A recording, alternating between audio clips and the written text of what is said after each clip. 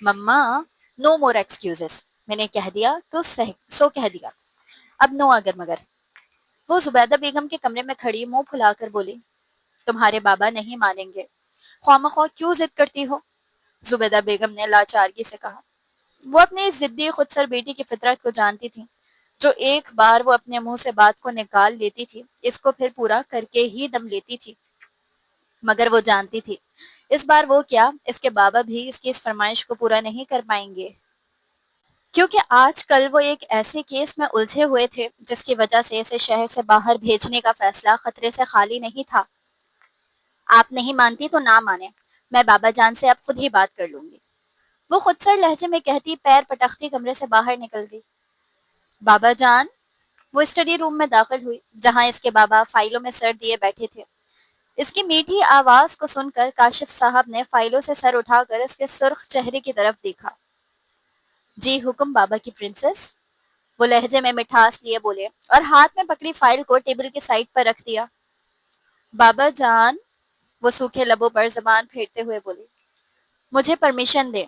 College سے students کا trip مری جا رہا ہے، میں بھی اس ٹرپ میں شامل ہونا چاہتی ہوں. اس سے پہلے کہ وہ بولنے کے لیے لب کھولتے، ماہم جلدی سے بول پڑی. مما سے پوچھا تھا مگر انہوں نے منع کر دیا. آپ پلیز جانے دینا مجھے. وہ گہری سانس لے کر بولے، تم جانتی ہو میں نے جس کیس میں ہاتھ ڈالا ہوا ہے وہ لوگ بہت خطرناک ہیں اور میں تمہیں اس کنڈیشن میں جانے نہیں دے سکتا. مگر بابا، اس نے ضدی پن سے کہا. ایک ہفتے کی تو بات ہے. اس کی ضد پر وہ کچھ لمحے سوچ میں پڑ گئے، پھر بولے، بات ایک ہفتے کی نہیں، بات ہماری پرنسس کی ہے. ہم تمہیں لے کر کوئی خطرہ مول نہیں لے سکتے. بابا جان پلیز مان جائیے نا، پلیز پلیز پلیز پلیز. صرف ایک ہفتے کی تو بات ہے. اس نے اپنی معصوم آنکھوں سے التجا کی. وہ اس کی ضد کو دیکھ سوچ میں پڑ گئے اور اس کے سامنے ہتھیار ڈالتے ہوئے بولے، ٹھیک ہے تم جا سکتی ہو مگر ایک شرط پر. کاشف صاحب اس کی خوشی سے ماند پڑتے چہرے کو دیکھ کر بولے، وہ یہ کہ تم سارم کو بھی ساتھ لے چلنا. چلو اسی بہانے صحیح میں تمہاری بے فکر رہوں گا. بابا، وہ بدھو میرے ساتھ جائے گا؟ پلیز بابا یہ عذاب میرے سر پر مسلط نہ کریں، میں اپنے ٹرپ کو خراب نہیں کرنا چاہتی. وہ بدھو میرا کیا خیال رکھے گا جس کو خود کا ہوش نہیں؟ اس نے سارم کے نام پر کرنٹ کھا کر کہا. اگر ہم تمہاری بات مان رہے ہیں تو تمہیں بھی چاہیے ہمارا مان رکھو، ورنہ بھول جاؤ کہ تمہیں اس بار ٹرپ پر جا پاؤ گی. کاشف صاحب نے نظر کا چشمہ ٹھیک کرتے حتمی فیصلہ سنایا. ٹھیک ہے. اس نے مارے مروت سے کہا. کہہ تو تھا وہ سارم کو ساتھ لے کر جائے گی مگر اس کا ارادہ نہ تھا اس بدھو کو ساتھ لے جانے کا. سارم کے ساتھ جانا مطلب اپنی سہیلیوں میں اپنی ناک کٹوانے کے مترادف تھا. وعدہ کرو احتیاط کرو گی، اپنا بہت خیال رکھو گی وہاں، اور سارم کو زیادہ تنگ نہیں کرو گی. دیکھا بھالا معصوم سا بچہ ہے، بس تمہاری نگرانی کے لیے بھیج رہا ہوں. کاشف صاحب مان گئے تھے، اس کے لیے اتنا ہی کافی تھا. اسی لیے ماہم نے مزید ان سے بحث کرنا ابس جانا. پکا پرومس بابا، آپ سے آپ سب سے بیسٹ ہیں. اس نے خوشی سے کاشف صاحب کے لگتے کہا اور کمرے سے باہر نکل گئی. سر معاف کر دیں، مجھ سے غلطی ہو گئی، سر آئندہ ایسا نہیں ہوگا. وہ اس شفاق شخص کے سامنے ہاتھ جوڑتے گڑ گڑاتے ہوئے اپنی زندگی کی بھیک مانگ رہا تھا. اس لمحے موت کو اپنے سر پر کھڑے دیکھ اس کی سانسیں مانو رک سی گئی تھی، کیونکہ اس آدمی کو زندگی سنان میر جیسے شفاق اور بے رحم گینگسٹر کے رحم و کرم پر تھی. سنان میر شہر کا سب سے خطرناک مافیا باس، جو اپنی صفاکی اور بے رحمی کے لیے انڈر ورلڈ کی دنیا میں دی ریون، موت کا کالا پرندہ کے طور پر مشہور تھا. اس کا لمبا قد، چوڑا شانہ اور سیاہ لمبا ٹرینچ کوٹ، بھاری بوٹ اور اندر بلیک شرٹ اس کی شخصیت کو مزید ہولناک بنا دیتے تھے. دائیں گال پر ایک پرانا کٹ کا نشان اور ماتھے کی بائیں پیشانی پر ہلکا سا زخم کا داغ اس کی شفاقیت سے بھرپور خونی کہانیوں کی یادگار تھے. اس کی سرمئی آنکھوں میں ایسی وحشت جھلکتی تھی جو کسی بھی انسان کے رونگٹے کھڑے کر دے. اس وقت بھی وہ قہر برساتی سرخ نظروں سے اپنے سامنے کھڑے اس آدمی سے اسے مار دینے کا ارادہ رکھتا تھا. میری ریاست میں غلطیوں کی کوئی گنجائش نہیں ہوتی. اس کے کرخت آواز نے بیسمنٹ کی خاموشی کو چیر ڈالا. اور ان وردی والوں پر تو میں بالکل بھی رحم نہیں کرتا جو وردی کی آڑ میں تم نے میرا نقصان کیا ہے اور اس کی قیمت ادا صرف تمہارے خون سے ہوگی۔ اتنا کہتے سنان میر نے اس پر گولی چلا دی۔ گولی چلنے پر ایک دم بیسمنٹ کی فضا میں قہر برساتی خاموشی چھا گئی۔ اسی وقت رؤف داد، اس کا لیفٹ ہینڈ، ہانپتا ہوا اندر آیا۔ اس کے ہاتھ میں فون تھا۔ باس، خبر ہے۔ اس نے فون کان سے لگایا اور دوسری طرف سے اس کو جو خبر سننے کو ملی، اس کو سن کر اس کی وحشت بھری سرمئی آنکھوں میں ایک انجانی چمک دوڑ گئی، وہی چمک جو کسی وحشی درندے کی آنکھوں میں اپنے شکار پر جھپٹنے سے پہلے نظر آتی ہے۔ سارم، میرا ہینڈ بیگ گاڑی میں رکھ دو، وہ منہ میں چونگے چماتے مغروریت سے بولی۔ اس کے انداز پر سارم نے اپنی بھوری آنکھوں کو اٹھا کر اس کی طرف دیکھا۔ وہ اس حسینہ کو دل میں پسند کرنے لگا تھا، مگر یہ حسینہ اور اس کے نخرے اس جیسے شریف انسان سے کہاں اٹھائے جانے تھے۔ اس نے دل میں جاگی اس انوکھی خواہش پر ٹھنڈا سانس لے کر اس کے گورے ہاتھوں سے بیگ لے کر گاڑی کا دروازہ کھول کر ڈیش بورڈ پر رکھ دیا۔ اب چپ چاپ اسی گاڑی میں اپنی شکل چھپائے رکھنا، میرے سامنے آ کر میری دوستوں کے درمیان میرا تماشا نہ بنا دینا۔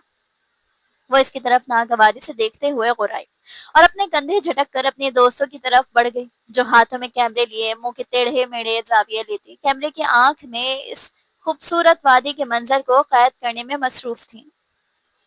ان میں سے وہ نک چڑھی لڑکی بھی بڑے فخر سے ماڈلنگ کے انداز میں پوز بنا کر کھڑی ہو گئی تھی۔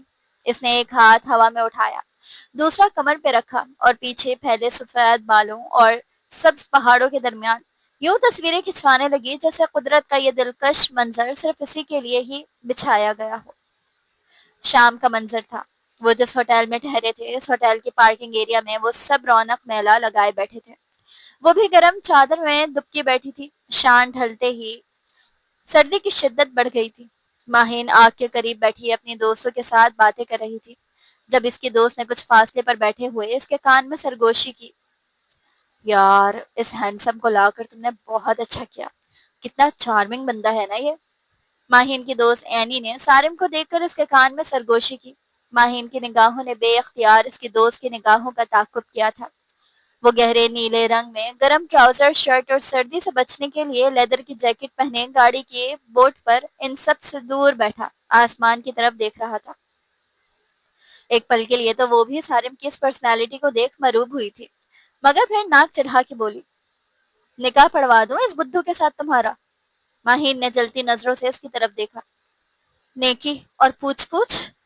ماہین کی دوست نے اس کی توقع کے برعکس جواب دیا تو وہ جل کر بولی، ایک یہی بدھو رہ گیا تھا، جیسے دنیا کے سارے مرد تو مر گئے ہیں جو تمہیں اس بدھو کے ساتھ شادی کرنی ہے۔ اس نے اینی کے انتخاب پر دانت پیسے۔ یار دیکھو تو صحیح، ہینڈسم کتنا ہے، اگر خدا بغیر مانگے جھولی میں ڈال دے تو کیا غلط ہے؟ اور ویسے بھی اس جیسا سیدھا سادھا انسان سے ہی بندہ زندگی سکون کی گزار سکتا ہے، اسے اپنے اشاروں پر چلا کر، ورنہ آج کل کے تو مردوں کو تو تم جانتی ہی ہو۔ توبہ توبہ، اسے شوقی سے کہتے آخر میں مردوں کا اس انداز میں خاکہ چھانا کہ اس کی بات کو سن کر ماہین بھی بے ساختہ جھرجھری لے اٹھی۔ ویسے ایک بات کہوں؟ اینی نے سرگوشی میں پوچھا۔ ہم، اس نے ہنکارہ بھرنے پر ہی اکتفا کیا۔ انکل نے اسے یہاں اتنی دور تمہارے ساتھ بھیج دیا، اس میں ضرور کوئی بات تو ہوگی، ورنہ انکل ایسے کیسے کسی انجان پر بھروسہ کر کے اسے تمہارے ساتھ بھیج سکتے تھے؟ ایسا تو نہیں وہ سارم کو تمہارے لیے پسند کر چکے ہوں، مگر تمہیں وقت دے رہے ہوں؟ اینی نے رازدارانہ انداز میں اس کے کان میں سرگوشی کی تو اس نے حیرت سے اس کی طرف دیکھا۔ ایسا کچھ نہیں ہے، اگر ایسا کچھ ہوتا تو بابا مجھ سے ضرور بات کرتے۔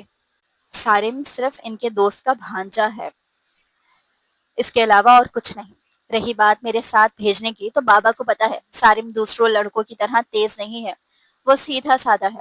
وہ سارم سے میرے بارے میں جو بھی پوچھیں گے وہ رٹو طوطے کی طرح بتا دے گا، اس لیے تو میں اسے بدھو کہتی ہوں، مگر بابا کو نہیں پتا کہ میں بھی انہی کی بیٹی ہوں۔ انہیں لگتا ہے کہ میں اس بدھو کی وجہ سے یہاں آ کر کچھ الٹا سیدھا نہیں کروں گی، مگر دیکھنا، ابھی تھوڑی دیر میں یہ سب یہاں سے چلے جائیں گے۔ میرا ارادہ اس ندی میں سوئمنگ کرنے کا ہے، جہاں سے کوچ نے ہمیں منع کیا تھا۔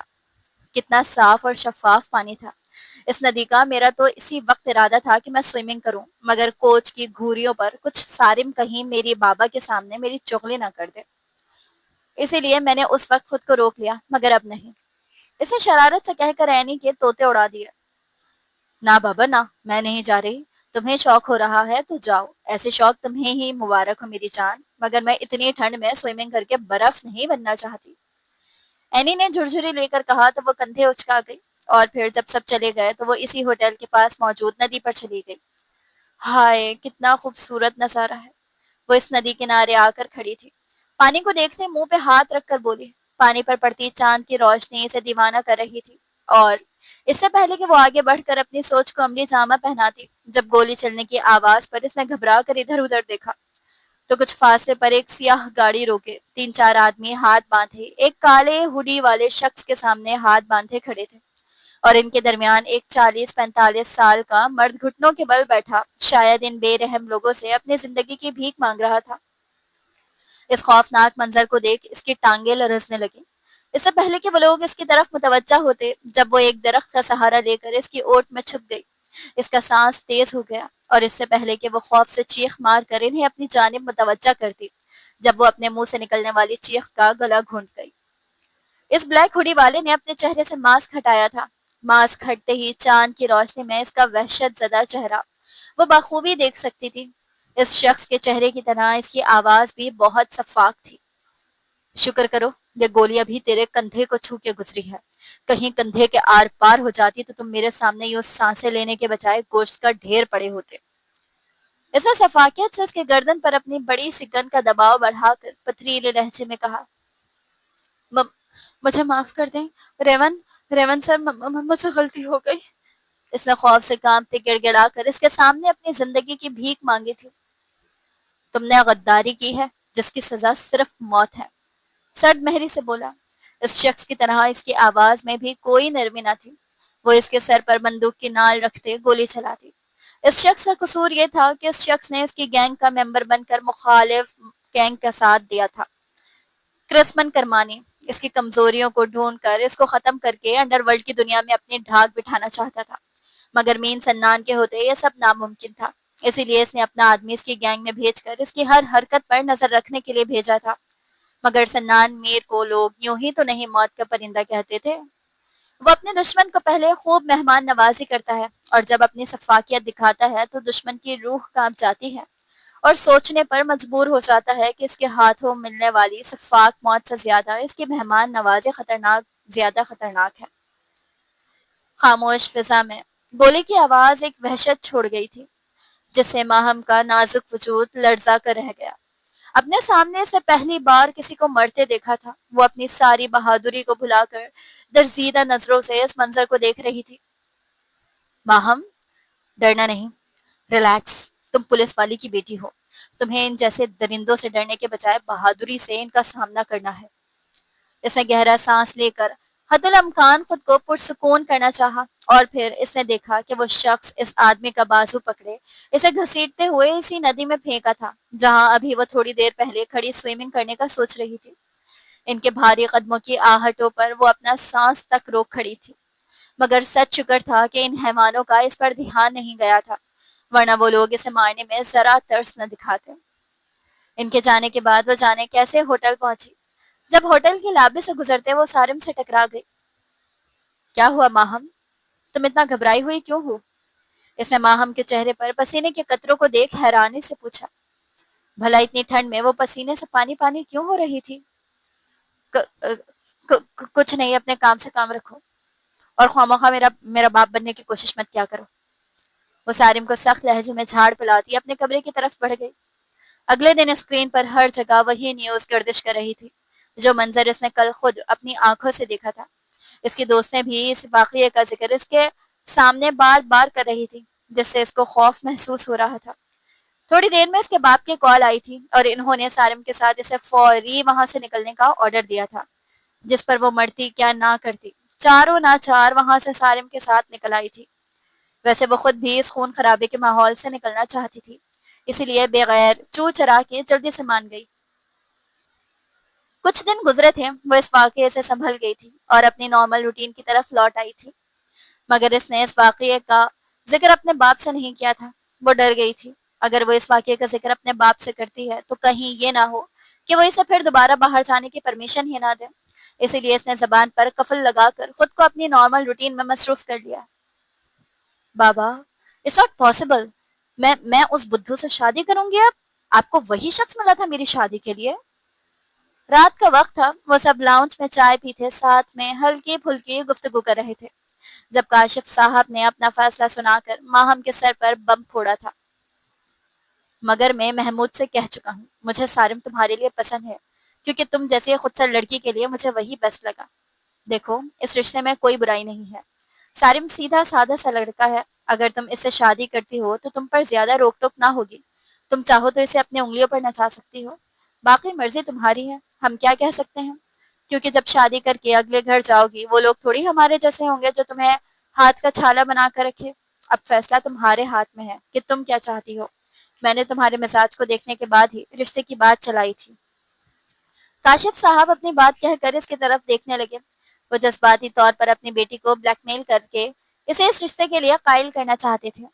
جانتے تھے کہ ان کی بیٹی الٹی کھوپڑی کی مالک تھی۔ کاشف صاحب کی باتوں پر اس کے ذہن میں اینی کی بھی وہ تمام باتیں یاد آ رہی تھیں جو اس نے مری میں اس کے ساتھ کی تھی، جس پر اس نے کچھ سوچ کر حامی بھر دی۔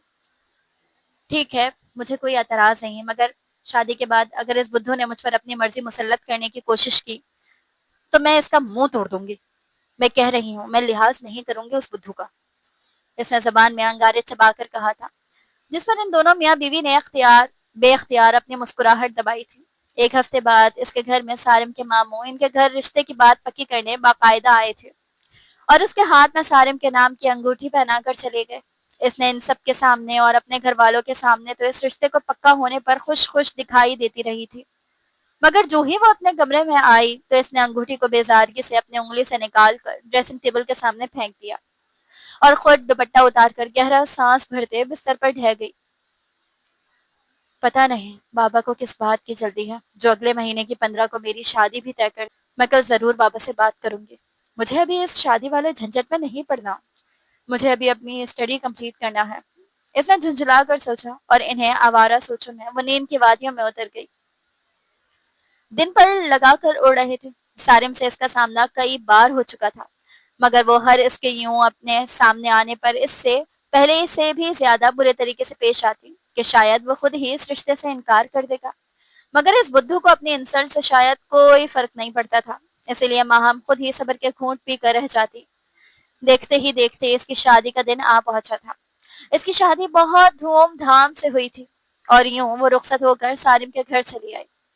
سارم واقعی میں اس کی سوچ سے بھی بڑھ کر سیدھا ثابت ہوا تھا۔ اس نے اپنی شادی کی پہلی رات اسے یہ کہہ کر اپنے پاس آنے سے منع کر دیا کہ اسے نیند آئی ہے اور وہ سونا چاہتی ہے، جس پر سارم مان بھی گیا تھا۔ وہ بہت خوش ہوئی تھی۔ اب اپنے فیصلے سے اس کا مطلب جو روک ٹوک بابا مجھ پر کرتے اب وہ بھی نہیں رہی۔ وہ دل میں سوچتے بہت خوش ہوئی تھی، بیٹا شادی ہو گئی ہے تمہاری، اب تمہیں چاہیے اپنے شوہر کے ساتھ زیادہ سے زیادہ وقت گزارو، اور تم نے سارم کو بول دیا کہ وہ چلا جائے، تم کچھ دن یہاں رہنا چاہتی ہو۔ آج شام کو وہ سارم کے ساتھ ان سے ملنے آئی تھی، مگر جب سارم گھر جانے کے لیے اٹھا تو اس نے سارم کو یہ کہہ کر منع کر دیا کہ وہ کچھ دن یہاں اپنے مائکے رہنا چاہتی ہے، جس پر سارم خاموشی سے چلا گیا، مگر زبیدہ بیگم کو اس کی یہ حرکت ایک آنکھ نہ بھائی تھی، اسی لیے سارم کے چاہتے ہی وہ اس کے کمرے میں آ کر اسے سمجھانے لگی تھی، مما اب میری شادی ہو گئی ہے تو کیا اب اس گھر میں میرا کوئی حق نہیں رہا جو آپ مجھ سے ایسا کہہ رہی ہیں؟ اس نے ان کی طرف دیکھ کر وہاں سے لہجے میں کہا، کیوں حق نہیں ہے تمہارا بیٹا، ہمارا سب کچھ تمہارا ہی تو ہے، مگر تمہیں یوں اچانک سے سارم کو اپنا فیصلہ نہیں سنانا چاہیے تھا۔ تمہیں چاہیے تھا تم آج ہم سے ملنے آئی ہو مل کر اسی کے ساتھ چلی جاتی، بے شک اگلے دن یہاں رہنے کے لیے آ جاتی، مگر تمہیں اب اس کے ساتھ جانا چاہیے تھا۔ فہمیدہ بیگم نے اب کی بار ذرا سختی سے کہا تھا، ڈانٹ لیں جتنا ڈانٹنا ہے، بابا آنے والے ہیں، میں آپ کی بابا سے شکایت لگاؤں گی۔ زبیدہ بیگم کی سخت انداز پر اس نے آنکھوں میں آنسو بھر کر کہا، میرا بچہ رو نہیں، آج تمہارے بابا شاید لیٹ آئے یا آئے ہی نہ، کیونکہ تھوڑی دیر پہلے ان کی کال آئی تھی اور انہوں نے بتایا کہ آج انہیں گھر واپس آنے میں دیر ہو جائے گی، زبیدہ بیگم نے کہا، جس پر وہ گہرا سانس بھر کر زبیدہ بیگم کی گود میں سر رکھ گئی۔ اس کے بچوں والے انداز پر زبیدہ بیگم کو بہت پیار آیا اور وہ اس کے بالوں میں انگلیاں چلانے لگی۔ بہت جلد وہ نیند کی گہری وادیوں میں گم ہو گئی۔ جب وہ سو گئی تو زبیدہ بیگم کمرے کی لائٹ بند کر کے اپنے کمرے میں چلی آئی۔ کاشف صاحب کو آج ایک سیاسی جماعت کے لیڈر کی سیفٹی پر مامور کیا گیا تھا۔ ان کی ڈیوٹی بہت سخت تھی کیونکہ انہیں اطلاع ملی تھی کہ ہمدان کیانی کو ریون اپنی سفاکیت کا نشانہ بنانا چاہتا ہے۔ کچھ دن پہلے وہ پاکستان کے نامور بزنس مین چودھری طارق کو بھی موت کے گھاٹ اتار چکا ہے، جس کی لاش اتنی خراب حالت میں ان کو ملی کہ اس کی شناخت کر پانا ان کے لیے مشکل ہو گیا تھا۔ اس شخص نے اس کے ماتھے پر اپنی سفاکیت کا گہرا نشان چھوڑا تھا اور اس کے گال پر انتہائی سفاکیت سے کٹ لگایا تھا کہ آدمی کا چہرہ اس درندے کی سفاکیت کی بھینٹ چڑھ کر پہچان میں ہی نہیں آ رہا تھا۔ پھر کئی دنوں کی ریسرچ کے بعد پتہ چلا کہ یہ تو چودھری طارق ہے، وہ درندہ اپنے کا بھی شکار کو مارتا، پولیس والوں کے لیے اپنے کارنامے کا نشان چھوڑ دیتا تھا، اور اب بھی اس شخص کے چہرے پر اس درندے کی سفاکیت کو دیکھ انہیں اندازہ لگانے میں زیادہ وقت نہیں لگا تھا کہ یہ قتل کس نے کیا ہوگا۔ یہ ریون کا ہی کام ہوگا جو وہ لوگوں کو اس طرح اپنی سفاکیت کی بھیڑ چڑھا کر خوش ہوتا تھا۔ D S P Kashif Khan اس کے سرغنہ کو پکڑنے میں جان توڑ کوشش کر رہے تھے۔ ذرائع سے انہیں اس درندے کے بارے میں کچھ حقائق ملے تھے جن میں سر فہرست اس کا نام تھا۔ وہ پچھلے 10 سال سے لوگوں کو اپنی سفاکیت کا نشانہ بنا رہا تھا۔ لوگوں میں وہ ریون کے نام سے مشہور تھا اور اس کے اصل نام سے لوگ ناواقف تھے، مگر وہ اس کا اصل نام جان گئے تھے، سنان میر۔ دیکھتا ہوں تم کب تک میرے ہاتھوں سے بچ سکتے ہو، وہ دن دور نہیں جب میں تم جیسے حیوان کو جیل کی سلاخوں میں دھکیل دوں گا۔ کاشف میر نے دل میں سوچا اور اپنے آدمی کو اس معلومات کو خفیہ رکھنے کا ہی آرڈر دیا، کیونکہ وہ نہیں چاہتے تھے کہ یہ بات لیک ہو اور بڑے افسران تک جائے، جن میں سے کچھ افسران تو اس شیطان کے تلوے چاٹتے تھے۔ پولیس کی بھاری نفری کے ساتھ D S P Kashif Khan Hamdan Kiani کی قیادت میں راولپنڈی میں ہوئے جلسے سے واپس لوٹ رہے تھے۔ یہ جلسہ 3 دن پر مشتمل تھا اور آج اس جلسے کا دوسرا دن تھا۔ یہ جلسے 2 سیاسی جماعتوں کے بیچ تناؤ کو کم کرنے کے لیے محض ایک دکھاوے کا تھا، اور وہ تناؤ بھی محض بہانہ تھا کیونکہ مخالف پارٹی سے تو ان کا کبھی جھگڑا رہا ہی نہیں تھا۔ وہ تو بس پولیس کا دھیان اپنے خفیہ کارناموں سے ہٹانا چاہتے تھے، اور ڈی ایس پی کے ہوتے ہوئے یہ ناممکن تھا کہ وہ اپنے کام کو سر انجام دے پائیں۔ وہ اس ڈپارٹمنٹ کے سارے افسران کو خرید سکتے تھے مگر D S P Kashif Khan کو نہیں۔ وہ اس معاملے میں بہت ایماندار ثابت ہوئے تھے، اسی لیے انہوں نے اپنے ذرائع کا استعمال کر کے ڈی ایس پی کو اپنی سیفٹی کے لیے مامور کر دیا تاکہ ڈی ایس پی کا دھیان صرف ان پر رہے اور وہ ان کی ناک تلے وہ اپنے کروڑوں میں آئے ڈرگز کے سامان کو ٹھکانے لگا سکیں۔ ہمدان کیانی بہت خوش تھا۔ وہ ریون کو چمکا دے کر اپنا سامان اس کی پکڑ میں آئے بغیر اپنی طے شدہ محفوظ مقام تک پہنچانے میں کامیاب ہو گیا تھا، اور یہ سب کچھ صرف D S P Kashif Khan کی بدولت ممکن ہوا تھا۔ دوسری طرف سنان میر جو کبھی کسی سے نہیں ہارا تھا، اپنے اس ہار پر اس کا خون کھول کر رہ گیا۔ اس نے راول پنڈی کے چپے چپے پر اپنے آدمیوں کو پھیلایا ہوا تھا۔ اس کے باوجود ناکامی اس بار اس کا مقدر ٹھہری تھی، مگر وہ خود کو مقدر کا سکندر مانتا تھا، اتنی آسانی سے ہار نہیں مان سکتا تھا۔ وہ غصے میں کھول رہا تھا جب اس کے موبائل کی رنگ ٹون بجی۔ اسے فون کان سے لگایا تو دوسری طرف ہمدان کیانی کی فتح سے چور آواز سنائی دی۔ ریون، بہت افسوس ہوا، تم میری راہوں میں آنکھیں بچھائے دیکھتے ہی رہ گئے اور میں تمہاری ناک تلے اپنا کھیل کھیل گیا۔ ویسے تم مجھ سے پوچھو گے نہیں ریون یہ سب ہوا کیسے؟ ہمدان کیانی نے اس کے تاثرات سے ہز اٹھاتے کہا۔ اس کی خاموشی پر پھر وہ خود ہی بول پڑا۔ مجھے پتا نہیں تھا کہ اگلا شکار تمہارا میں ہوں۔ یہ تو بھلا ہو پولیس افسران کا جنہوں نے ڈی ایس پی کو میری حفاظت کے لیے تعینات کر دیا۔ میں نے ڈی ایس پی کا دھیان خود پر لگائے رکھا اور اپنے چہرے ہوئے وردی والوں کو اس سامان کو لوڈ کروانے کے لیے کہہ دیا۔ جانتے ہو میرا سامان بائی روڈ نہیں بلکہ ہمدان کیانی نے اپنی بات کو ادھورا چھوڑ کر شیطانی کہکہا لگایا۔ اس کے کہکے پر وہ شفاق سے مسکرایا اور بولا، اور جب بولا تو ہمدان کیانی کے چہرے کی مسکان وہ اپنے شفاق لفظوں سے نچوڑ چکا تھا۔ ہمدان کیانی، تو نے اپنے سامان کو تو مجھ سے بچا لیا، مگر اب خود کو کیسے بچا پائے گا؟ سامان کی فکر چھوڑ، وہ تو میں دنیا کے کسی کونے میں سے بھی ہو نکلوا لوں گا، مگر تم اپنی فکر کرو کیونکہ اب ریون کا ارادہ بدل گیا ہے۔ وہ پہلے تجھے ٹھکانے لگائے گا اور پھر اپنے ہاتھوں کو تیرے خون سے رنگنے کے بعد تیرے سامان کو ٹھکانے لگائے گا۔ اس نے صفاقی سے کہہ کر کال کاٹ دی۔ ہمدان کیانی جو چند لمحے پہلے اپنی فتح کے نشے میں چور ریون کا مذاق اڑاتے اس کی ہار کا مذاکرات رہا تھا، اب اس کو ایک نئی فکر نے گھیر لیا تھا۔ اگر ریون نے کہہ دیا تھا تو وہ ضرور اس کا شکار کرے گا۔ اس نے ایک نظر اپنے چاروں اور دیکھا جہاں اس کی گاڑی پولیس کی گاڑیوں کے درمیان تھی۔ اس نے اپنے ماتھے پر آئے پسینے کو صاف کیا اور اپنے خوف پر قابو پانے کی کوشش کرنے لگا۔ ریون کی دھمکی پر سارے راستے اس کے دل میں ریون کا خوف ہلکورے لیتا رہا، یہاں تک کہ وہ کسی محفوظ مقام تک نہ پہنچ گیا تھا، مگر اپنے فارم ہاؤس آ کر بھی اس کے دل کو وہ سکون نہ ملا تھا جو ریون سے کال کرنے سے پہلے تھا۔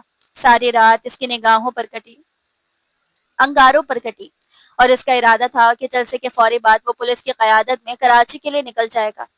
تقریباً شام کے 4 بجے جلال اسٹارٹ ہوا اور یہ ختم ہوتے ہوئے بھی 4 گھنٹے لے گیا۔ 7:30 بجے وہ نکلا تھا۔ شام کا اندھیرا چھانے لگا تھا۔ اس بار اس نے اپنی گاڑی میں ڈی ایس پی کو ساتھ بٹھایا تھا۔ اسے کسی پر بھروسہ نہیں تھا، مگر ڈی ایس پی پر تھا کہ وہ بے وقوف اس کی حفاظت پوری ایمانداری سے کرے گا، خود جان کی بازی ہار جائے گا مگر اسے کچھ نہیں ہونے دے گا۔ اور یہی ہوا تھا کہ ریون نے جب اس پر حملہ کیا تھا تب D S P Kashif Khan اس کے مقصد میں ایک کاری رکاوٹ بن کر کھڑا ہو گیا۔ اس نے گولی چلائی تو وہ ڈی ایس پی کے کندھے کو چیرتی ہوئی اس کے گزر گئی، مگر اس کے وار سے ہمدان کیانی بچ نکلا تھا، اور یہ پہلی دفعہ ہوا تھا کہ اس کی زندگی میں دوسری بار ہار کا سامنا کرنا پڑا تھا، اور اس کی وجہ صرف D S P Kashif Khan تھا۔ اس کے گولی چلانے پر پولیس کی نفری متحد ہو گئی تھی۔ اس کے لیے فی الحال وہاں سے نکلنا ضروری تھا، اسی لیے وہ وہاں سے اپنے آدمیوں کو لے کر فوری نکل گیا، مگر اس کے دل میں ڈی ایس پی کے لیے گراں پڑ گئی تھی جو وہ ہمدان کیانی کو راستے سے ہٹانے کے بعد اس ایماندار ڈی ایس پی سے 2 ہاتھ کا ارادہ رکھتا تھا۔ ہمدان کیاری کو پوری سیفٹی کے ساتھ اس کے گھر پہنچا دیا گیا تھا۔ وہ خود بھی یہاں آ کر پرسکون ہو گیا تھا۔ خطرہ ٹلا تو نیند کا غلبہ اس پر حاوی ہونے لگا۔ آدھی رات کا وقت تھا جب اسے لگا جیسے کوئی اس کے کمرے میں موجود ہے، کہیں ریون تو نہیں۔ اس کے دل میں خیال آیا تو اس نے پٹ سے اپنی آنکھوں کو کھول کر کمرے کے چاروں طرف دیکھا۔ اسے کہیں کوئی آدمی نظر نہیں آیا۔ اس نے سیفٹی کے لیے گارڈز کو آواز دی اور انہیں اپنے دروازے کے باہر تعینات ہونے کا حکم دے کر وہ پھر سے اپنی مخملی بیڈ پر آ کر لیٹ گیا۔ 1 2 3 گنتی کی یہ سیکنڈ کی گزرے تھے کہ اسے پھر سے کمرے میں کسی کی موجودگی کا گمان ہوا۔ اس نے اس بار آنکھیں کھولی تو ریون اس کے سامنے کھڑا مسکرا رہا تھا۔ اس کے چہرے پر جو شفاف مسکراہٹ تھی، اس کو دیکھ ہمدان کیانی کے خوف کے مارے پسینے چھوٹ گئے۔ اس نے گارڈ کو آواز دینا چاہی مگر اس شفاق شخص کی دہشت ہی اتنی تھی کہ اس کے حلق سے آواز سیٹیوں کی صورت میں ذرا سے نکلی تھی۔ وہ سرمئی آنکھوں میں کہر لیے اس کی طرف بڑھا۔ تمہیں کیا لگا تم ریون کو چکما دو گے اور وہ تمہیں چھوڑ دے گا؟ جانتے ہو ریون اپنے شکار کو کتنی بے رحم موت دیتا ہے، مگر تم نے اس کے باوجود مجھ سے بھاگنے کی کوشش کی۔ تم نے 2 بار مجھے اپنی موت کو چکما دیا۔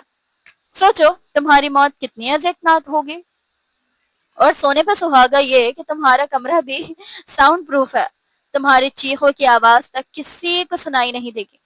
تم چیخو چلاؤ گے مگر کوئی تمہیں یہاں بچانے نہیں آئے گا۔ وہ ایک قدم اور بڑھا تھا جب اس نے اپنی گن تکیے سے نکال کر اس کی طرف کرتے ٹریگر دبایا تھا۔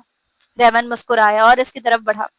ہمدان کیانی، اتنی مور گزر گئی تمہاری اور حرکتیں تمہاری اب بھی بچوں والی ہیں۔ تمہیں کیا لگتا ہے تم اس کھلونے سے ریون کو روک لو گے؟ ریون تو ان سے کھیل کر بڑا ہوا ہے، اب تو اسے ننھے کھلونوں سے کھیلنے کا شوق بھی نہیں رہا، اس نے صفاقانہ لہجے میں کہا، مگر ہمدان کیانی نے ٹریگر دبا دیا۔ 1 بار 2 بار اس نے چیک کیا تو اس کی گن میں گولیاں ہی نہیں تھی، جس پر ریون نے مسکراتے ہوئے گولیاں اس کے سامنے کرتے کہا، تم نیند میں اس قدر بے خبر ہو کر سو رہے تھے کہ تمہیں پتہ ہی نہیں چلا کہ کب میں نے تمہارے گن سے گولیاں نکال لی۔ اس نے کہتے ہی جھپٹ کر اس کے ہاتھ سے گن چھینی تھی اور اس میں گولیاں ڈالتے کہا، چلو چیک کرتے ہیں کس کو زیادہ درد ہوتا ہے۔ اس نے اپنی ہتھیلی میں گولی مار دی جس پر ہمدان کیانی کی بے ساختہ چیخ نکلی تھی۔ ارے تم کیوں چیخ رہے ہو؟ گولی تو مجھے لگی ہے، درد تو مجھے ہونا چاہیے، مگر میں تو ٹھیک کھڑا ہوں تمہارے سامنے۔ اب تمہیں چیک کرتا ہوں تمہاری برداشت کتنی ہے۔ اتنا کہتے اس نے اس کا ایک ہاتھ پکڑ کر اس پر گولی چلا دی۔ ہمدان کیانی کی چیخوں سے پورا کمرہ لرزا کر رہ گیا۔ اس نے کان پہ ہاتھ رکھ سے کہا، تم اتنا سا بھی درد برداشت نہیں کر سکے؟ ہمدان کیانی نے اس بے حس کی طرف دیکھا جس کا چہرہ درد کی شدت سے لال ضرور ہوا تھا مگر وہ چیخا نہیں تھا۔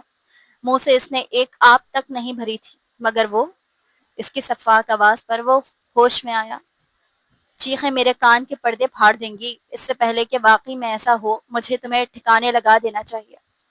اس کو سنبھلنے کا موقع دیے بغیر اس نے ہمدان کیانی کو بڑی بے رحمی سے موت کے گھاٹ اتار دیا، اور جاتے وقت ریون اپنی شفاقیت کا وہ نشان چھوڑ گیا کہ ڈی ایس پی کو زیادہ وقت نہ لگے یہ جاننے میں کہ یہ قتل کس نے کیا ہے۔ سارے تم آ گئے، کتنی دیر لگا دی تھی تم نے آج آنے میں؟ بدھو کم از کم بتا تو دینا چاہیے تھا نا کہ میں آج دیر سے گھر آؤں گا۔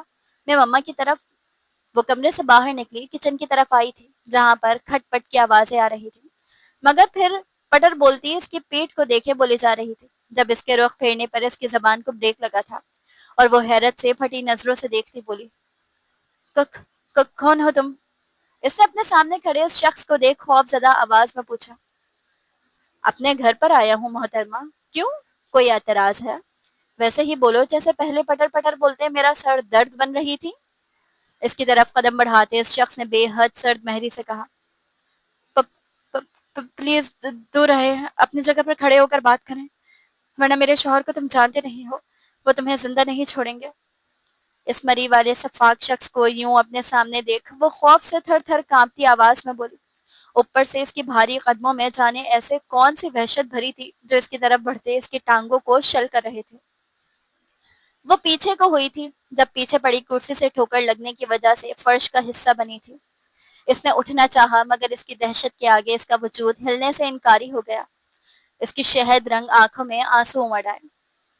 پلیز، میں معصوم ہوں، مجھے مار کر آپ کو کیا ملے گا؟ اس نے معصومیت سے کہا، مگر اس کی اگلی بات کو سن کر ریون چونکا تھا۔ آپ اس کی جگہ میرے شوہر کو مار دیں، روز مارتے ہیں مجھے، ٹارچر کرتے ہیں مجھے اس گھر میں رکھ کر۔ یکدم وہ اپنے خوف کو بھلائے بے ربط سے جملے کہتی مقابل کے چہرے پر مسکراہٹ لانے کا باعث بن گئی، مگر وہ چند سیکنڈ کی تھی جس کے چہرے پر وہی فرعونیت دوڑ گئی۔ آج وہ اس لڑکی کو مسخ کر کے اس ڈی ایس پی سے اپنی ہار کا ایسا بدلہ لینے کا ارادہ لے کر آیا تھا جس سے وہ ڈی ایس پی کسی کو منہ دکھانے کے قابل نہیں رہتا۔ اوہ ریئلی؟ مگر ابھی تو تم کہہ رہی تھی تم میرے بارے میں اپنے شوہر کو بتاؤ گی، وہ میری جان لے لے گا، اور اب تم کہہ رہی ہو وہ تمہیں ٹارچر کرتا ہے؟ ریون نے اس چھٹاک بھر کی لڑکی کو دیکھتے کہا۔ اس کی بھاری آواز پر ماہم کی ریڑھ کی ہڈی میں سنسناہٹ دوڑ گئی۔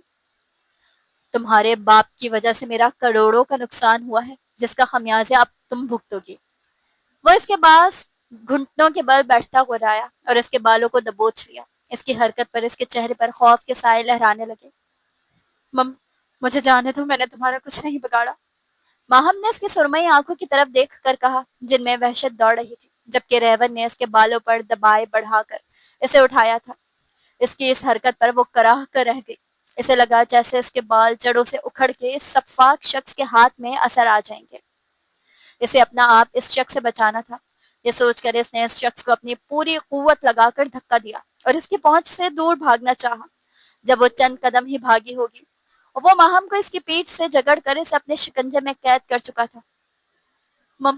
مجھے مقابل کی نزدیکی پر وہ اس کے حصار میں تھر تھر کانپتی خوف کو چھنوانے کی کوشش کر رہی تھی، جبکہ وہ اس کو گود میں اٹھائے کمرے کی طرف بڑھ گیا۔ بیڈ پر لٹاتے وہ اس پر سایہ کر گیا۔ جب سارم کے شرٹ اتارنے پر کمرے کی مدھم روشنی میں اس کی گردن کے نشان کو پھٹی نظروں سے دیکھتے لرزتی ہوئی ماہم بولی، سارم؟ اس کے منہ سے سسکے کی صورت میں اس کا نام نکلا تھا۔ سارم نہیں، ریون کہو، اس کے تمہارے باپ سے بدلہ لینے کے لیے تمہیں استعمال کر رہا تھا اور تم نے مجھے بدھو سمجھ کر مجھ سے شادی کر لی۔ اتنا کہتے وہ اس کی ذات کے بقیہ ادھیڑتا چلا گیا۔ میں سب کو تمہاری اصلیت بتاؤں گی، تم کیا ہو، تمہاری حقیقت کیا ہے؟ وہ پہلی بار اپنی بے بسی پر روتے ہوئے بولی۔ اس نے زندگی میں کبھی خود کو اتنا بے بس محسوس نہیں کیا تھا جتنا اب کر رہی تھی۔ میں تو ایک پاگل ہوں، کون یقین کرے گا کہ تمہارے ساتھ رات اتنا قریب میں تھا؟ وہ سگریٹ کا دھواں اس کے چہرے پہ چھوڑتا نفرت سے بولا تو اس سے 7 برس چھوٹی ماہم نے ذلت کے احساس سے مٹھیاں بھینچ لی۔ اس کے سامنے بیٹھا شخص مافیا کنگ سنان میر تھا جس کے کروڑوں کے نقصان کی وجہ اس کا باپ ایماندار ڈی ایس پی کاشف بنا تھا۔ اتنا غصہ مت دکھاؤ جانم، یہ دل تم پر میں پھر بھی ہار سکتا ہوں۔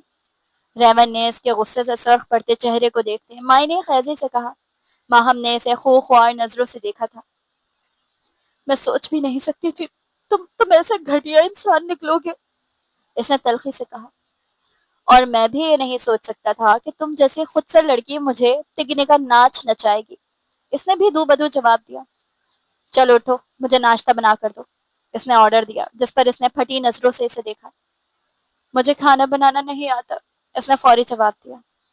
اپنی اس گز بھر جتنی زبان کو چلانا تمہیں خوب آتا ہے؟ اس گھر میں اب سے ملازمہ نہیں آئے گی، بلکہ چلو تمہیں اتنی سہولت دے دیتا ہوں کہ گھر کی صفائی ملازمہ کر دیا کرے گی، مگر اپنا کھانا تم خود ہی بناؤ گی، اور یہی تمہارے پھوڑ پن کی سزا ہے۔ اس کے لیے چاہے تم 2 دن بھوکی بیٹھی رہو، تمہیں میں کھانا لا کر دینے والا نہیں ہوں۔ مجھے پہلے والا سارے مت سمجھنا جو تمہاری بدتمیزیاں ہضم کر لے گا۔ اس نے اس خودسر لڑکی کو دیکھتے کہا، جانتا تھا کہ یہ خودسر لڑکی ضدی ہے۔ میں گھر جا رہی ہوں، اس نے اٹھتے ہوئے کہا، جب وہ اس کا ہاتھ دبوچ کر اسے وہیں صوفے پر بٹھا گیا۔ ایسا کرنے کا سوچنا بھی مت، یقین کرو ادھر تمہارا پاؤں گھر سے باہر نکلا اور تمہارے ماں باپ ختم۔ 1 منٹ نہیں لگے گا مجھے تمہارے ماں باپ کو ختم کرنے میں، اس نے جس صفاقیت سے کہا ماہم لرز کے رہ گئی۔ تھوڑی دیر بعد وہ اس کے پاس سے اٹھ کر چلا گیا۔ اس کے جانے کے بعد وہ اپنی بے بسی پر آنسو بہانے لگی۔ میر، نیچے آؤ، تمہارے بابا آ گئے ہیں، اس کی ماں ماریا نے کھڑکی کے پاس اپنے باپ کا انتظار کرتے کہا، جس پر وہ خوشی سے دوڑتے ہوئے ان سے بھی پہلے کمرے سے باہر بھاگا تھا۔ بابا؟ میر کے بابا بھی اسی طرح آ رہے تھے جب وہ ان سے لپٹتے ہوئے بولا، بابا، مجھے لگا آپ نہیں آ پائیں گے مگر آپ آ گئے، لو یو بابا، ان کے گلے مل کر اس نے خوشی سے کہا۔ کیوں نہیں آتا؟ میرے بیٹے کی سالگرہ ہے اور بابا کو کیک نہیں کاٹنا کیا؟ میر کو 5 سال کا تھا، اس نے کہا، اور تھوڑی دیر میں وہ سب کیک کاٹ رہے تھے جب اچانک باہر گولیوں کی آوازیں سنائی تھی۔ وہ سب خوف زدہ ہو گئے۔ میر کے بابا نے ماریا کو اسے اس کے کمرے میں لے جانے کا کہا۔ وہ اپنے شوہر کے حکم پر اسے کمرے میں لے کر جا رہی تھی جب انہیں اپنے شوہر کی چیخ سنائی دی، میر، تم باہر مت آنا۔ کمرے کا دروازہ کھول کر ماریا نے کہا۔ اس طرف بھاگی جہاں سے آواز آئی تھی۔ ان لوگوں نے جیسے ہی ماریا کو دیکھا انہیں بھی مار دیا۔ میر کا ننھا سا ذہن سمجھ چکا تھا کہ یہ سب لوگ گندے لوگ اس کے ماما بابا کو ہرٹ کر رہے ہیں۔ وہ نیچے آیا اور زمین پر پڑے اپنے ماں باپ کو دیکھ کر اس نے غصے سے اپنے ہاتھ میں پکڑی بال ایک آدمی کے اوپر پھینک دی۔ بال جس آدمی کے سر پر لگی تھی وہ اس گینگ کا سربراہ تھا۔ آدمی اس کی جرت پر حیران رہ گیا۔ اس سے پہلے کہ راشد کے لوگ اس کو گولیوں سے بھون دیتے جب وہ ان کی بندوق پر ہاتھ رکھ کر بولا، ڈونٹ شوٹ، بچے کو گولی نہیں مارنا۔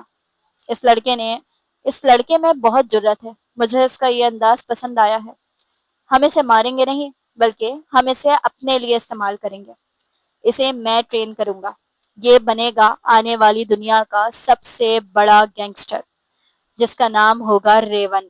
اسے میں ایسا فولاد بناؤں گا کہ موت بھی اس کے قہر سے پناہ مانگے۔ وہ آدمی اس 5 سالہ میر کو اٹھا کر اپنے اڈے پر لے آئے۔ وقت گزرتا گیا۔ میر شاید بچپن کی یادیں شاید بھلا چکا تھا، اسی لیے وہ راشد کا لیفٹ ہینڈ بن گیا۔ راشد جس نے اسے پال پوس کر بڑا کیا تھا، وہ خود سے زیادہ اس پر بھروسہ کرتا تھا، مگر وہ نہیں جانتا تھا کہ میر کے ذہن میں ابھی تک بچپن کی وہ دھندلی یادیں ابھی بھی زندہ تھیں۔ وہ اپنے ماں باپ کی موت کو نہیں بھولا تھا۔ وہ اس دنیا کا ایک جانا مانا گینگسٹر بن چکا تھا۔ اب اسے کسی کا کوئی سر اور خوف نہیں تھا۔ اس نے ابھی تک کوئی قتل نہیں کیا تھا بلکہ اپنی وحشت کے دم پر اس نے دوسروں کا خون سکھایا تھا۔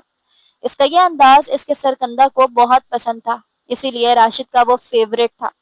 مگر اس نے سب سے پہلا قتل جو کیا، جس شخص کو اس نے مارا وہ کوئی اور نہیں تھا بلکہ اس کا وہی استاد تھا جس کو اس نے پال پوس کر بڑا کیا تھا۔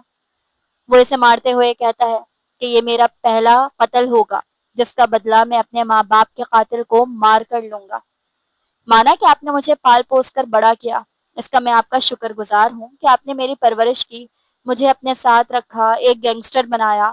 اگر شاید آپ مجھے نہیں پالتے تو کوئی اور پال لیتا، اور کیا پتا میں کوئی شریف انسان ہوتا تو شاید میں آج اپنے ماں باپ کا بدلہ کبھی آپ سے نہیں لے پاتا۔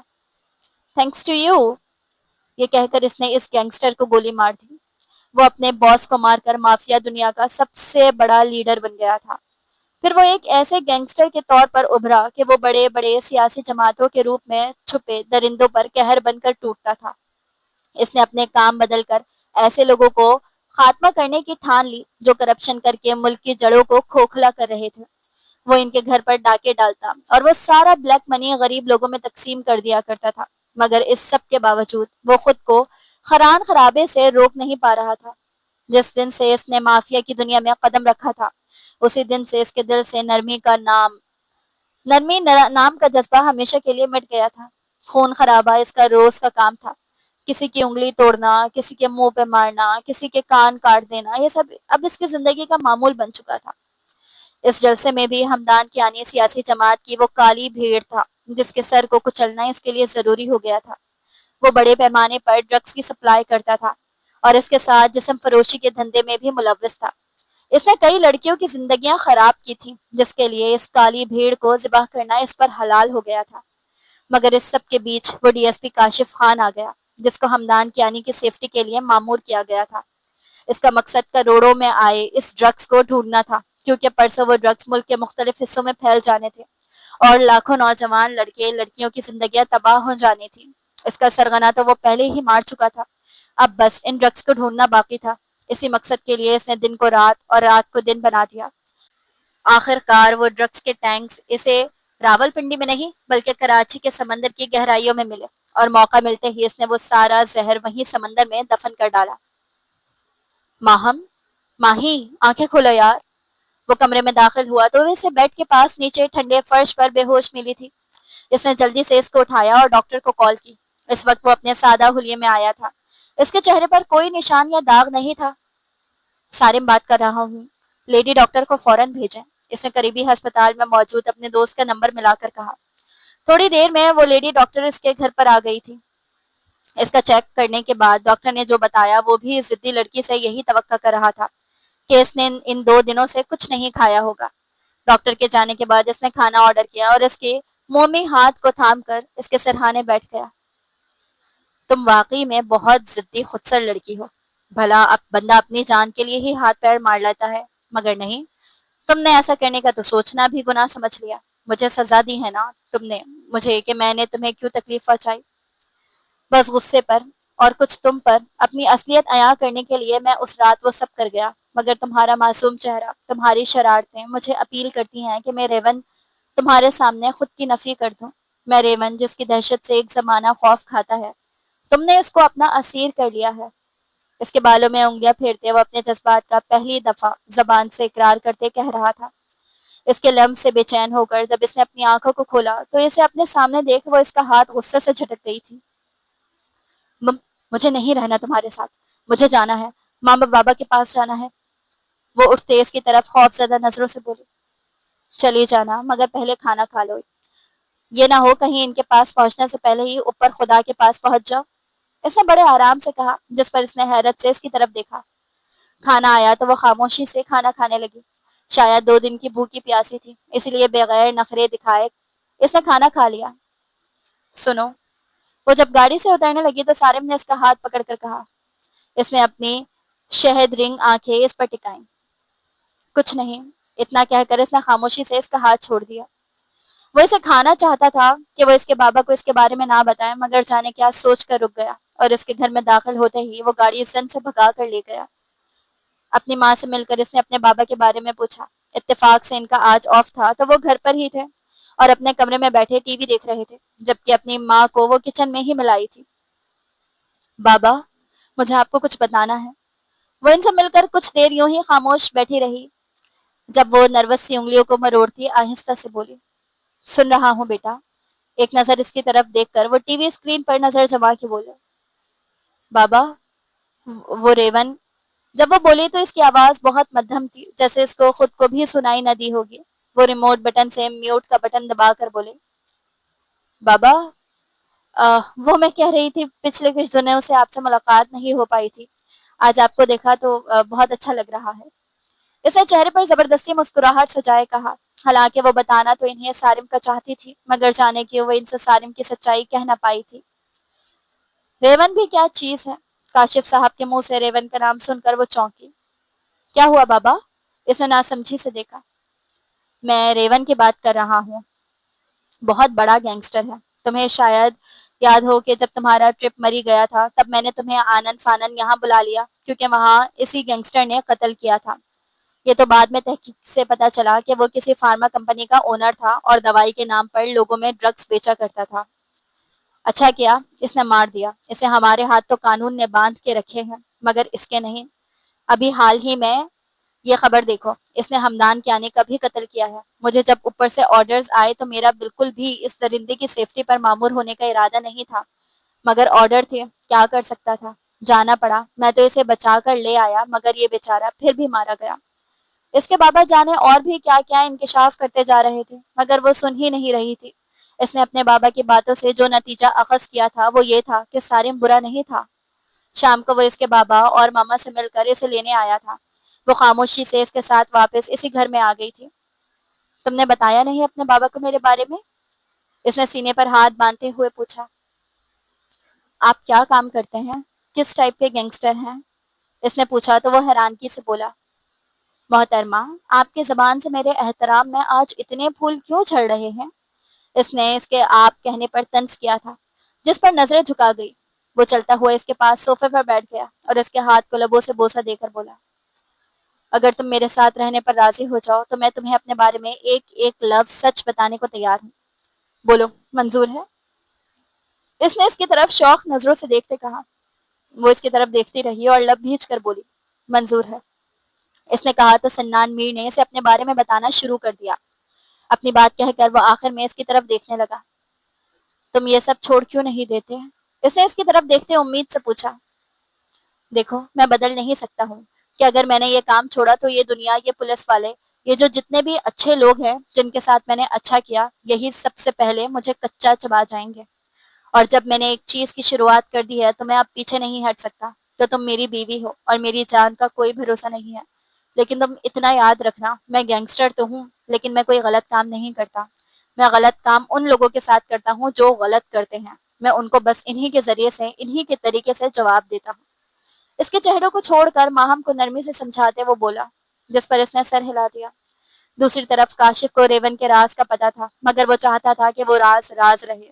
اسی لیے جب ماہم ملنے آئی تو انہوں نے باتوں ہی باتوں میں ایک کیس کو ڈسکس کرنا شروع کر دیتے ہیں اور ماہم سے کہتے ہیں وہ اس مجرم کو 1 منٹ میں سزا دلوا دے دے، مگر قانون نے ان کے ہاتھ باندھ رکھے ہیں۔ اوپر سے مسلسل پریشر آ رہا ہے اس مجرم کو رہا کرنے کا، مگر اس کا رہا ہونا مطلب معصوم لڑکیوں کی تباہی ہے۔ وہ بہت بڑا آدمی ہے، اسی لیے کوئی اس کا کچھ نہیں کر سکتا، جس کی وجہ سے افسران میرے خلاف ہیں۔ یہ لوگ مجھے اس مجرم پر ہاتھ نہیں ڈالنے دے رہے، حالانکہ وہ لڑکیوں کی اسمگلنگ کرتا ہے اور میرے پاس پورے ثبوت بھی ہیں، مگر اوپر سے آرڈرز آ گئے کہ اگر میں نے اسے کل رہا نہیں کیا تو میری نوکری چلی جائے گی، الٹا مجھے اریسٹ کر لیا جائے گا۔ میرے تو ہاتھ بندھے ہیں، اس مجرم کو رہا کرنے کے لیے علاوہ میں کچھ نہیں کر سکتا۔ بابا یہ تو بہت غلط بات ہے، آپ کچھ کریں نا، اس نے غصے سے کہا، جس پر کاشف صاحب نے کہا، بیٹا ہمارا نظام بہت خراب ہے، یہاں بڑے لوگوں کی چلتی ہے، ہم چھوٹے لوگ تو ان کے سامنے ہیچ ہیں۔ وہ بے بسی سے بولے تو اس نے لب بھینچ لیا۔ شام کو اس نے میر کو سب کچھ بتا دیا اور اس سے ریکویسٹ کی تھی کہ میرے بابا کو اس پرابلم سے نکال دو۔ سنان میر نے اس بندے کی معلومات کی اور اس بندے کو ٹھکانے لگوا دیا۔ یوں اس کے بابا پر جو پریشر تھا وہ اس سے بچ گئے تھے۔ اپنے بابا سے جب وہ ملی اور پوچھا تو اس کے بابا نے بتایا کہ جانے کیسے وہ آدمی جیل میں مارا گیا تھا، اسی بہانے جان چھوٹی اس آدمی سے، اور جو پریشر تھا مجھ پر وہ بھی ہٹ گیا۔ ماہم دل میں بہت خوش ہوئی تھی۔ اس نے سوچا کہ چلو سیدھی طریقے سے نہ صحیح، انگلی ٹیڑھی کر کر ہی ہم اپنے ملک کا کچھ تو بھلا کر سکتے ہیں۔ انہی دنوں اس کی طبیعت خراب رہنے لگی تھی۔ ڈاکٹر سے چیک اپ کروانے پر پتا چلا کہ وہ امید سے ہے۔ وہ بہت خوش ہوا تھا مگر کچھ سوچ کر اداس بھی تھا۔ ماہین کے پوچھنے پر اس نے بتایا کہ دیکھو میری زندگی کا کوئی بھروسہ نہیں ہے، میں کسی پل، کسی بھی لمحے، کبھی بھی میری موت ہو سکتی ہے، لیکن میں تمہیں ایک بات بتانا چاہتا ہوں کہ میرے مرنے کے بعد میں تمہیں اجازت دیتا ہوں کہ تم کسی اچھے سے لڑکے کو دیکھ کر شادی کر لینا، اور میری جو اولاد ہوگی اس کو میرے بارے میں کبھی نہ بتانا۔ اس کو یہ نہ بتانا کہ اس کا باپ گینگسٹر تھا، بلکہ اس کو بتانا کہ اس کے بعد ایک بہت اچھا انسان تھا جس نے جانے کتنے برے لوگوں کا خاتمہ کیا۔ میرے بیٹے کو کبھی نہ بتانا کہ میں اتنا ظالم پتھر دل انسان تھا۔ کیوں کہہ رہے ہیں آپ ایسے؟ وہ اس کے منہ پر ہاتھ رکھ کر بولی، اللہ نہ کرے آپ کو کچھ ہو، آپ جو کرتے ہیں دیکھا جائے تو ایک طرف سے وہ ٹھیک ہی کر رہے ہیں. جو اچھا کرتے ہیں ان کے ساتھ کبھی برا نہیں ہوتا. ہاں ٹھیک ہے آپ برا کرتے ہیں لیکن آپ انہی لوگوں کے ساتھ برا کرتے ہیں جو برے ہوتے ہیں تو آپ کو کچھ نہیں ہوگا. اس کی باتوں پر وہ مسکرا دیا اور ہسپتال سے واپس اپنے گھر آ گئے. یہ ایک اسکول کا منظر تھا جہاں ایک پر ایک آدمی کو رسیوں سے باندھا گیا تھا. سنان میر نے اس شخص کے منہ پر پانی کی بالٹی الٹی کرتے شفافیت سے کہا، تم اس اسکول کے معصوم بچوں کے چیتھڑے اڑانا چاہتے تھے نا؟ اب اسکول میں بم بلاسٹ تو ہوگا مگر اس میں ان معصوم بچوں کا خون شامل نہیں ہوگا بلکہ تمہارے اس بم سے چیتھڑے اڑ جائیں گے. وہ شفافیت سے کہتے اس کے پاس پڑی کرسی پر بم رکھ چکا تھا. اس کے اسکول کی حدود سے باہر نکلتے ہی ہر طرف دھماکوں کا زور سنائی دینے لگا اور وہ اپنی فاتح پر مسکراتا اپنی گاڑی میں بیٹھ کر وہاں سے نکلتا چلا گیا.